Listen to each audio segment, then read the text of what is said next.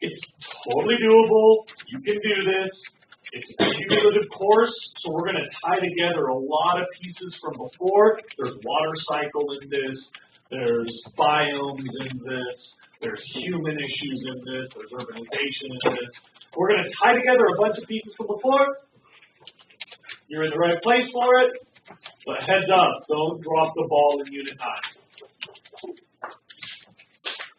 We will start assignment 9.1 now. It is questions 1 through 9. I'll cue up the film and fast forward what's her face. Nope. 87.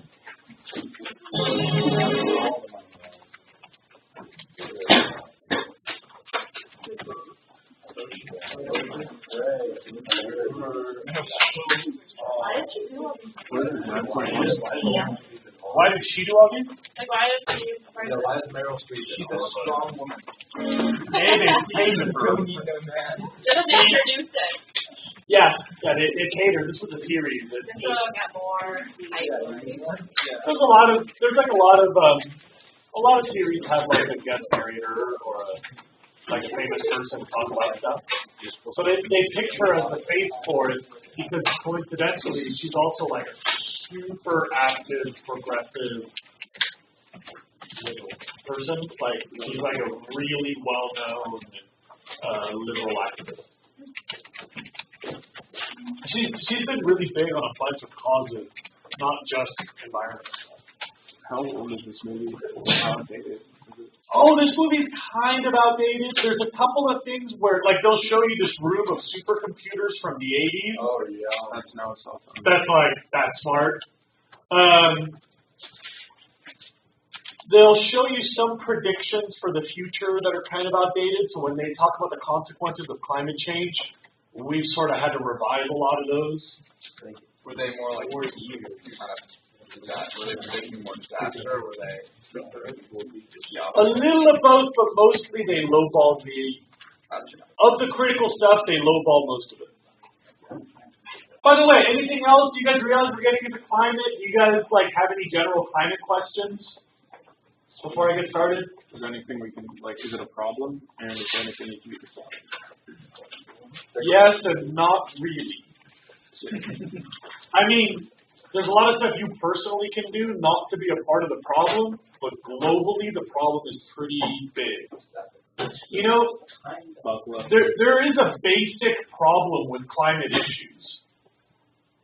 Like, our economic growth has been based on leveraging free energy or very, very, very cheap energy.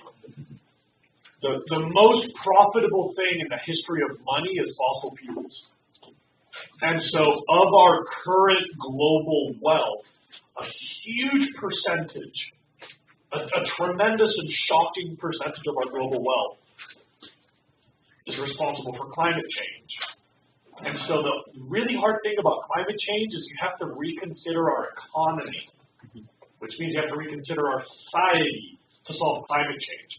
Like ozone depletion, as soon as we figured out the problem, we fixed it. Who cares about styrofoam and spray paint propellants?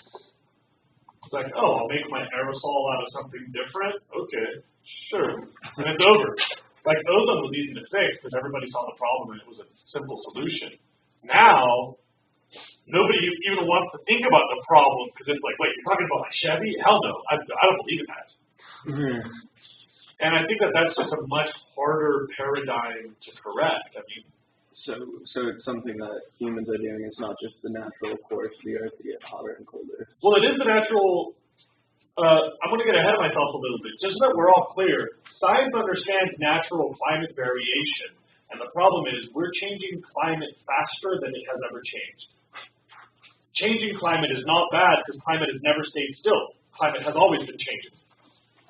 So we're just speeding up the process. We're just speeding it up tremendously. And that's not okay. In a period of 5 years, we've had more climate change than the Earth would have had over hundreds or thousands of years any other time in the history of this planet while there was life on it. Yeah.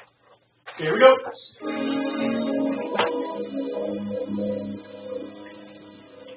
What I had was just a trickle.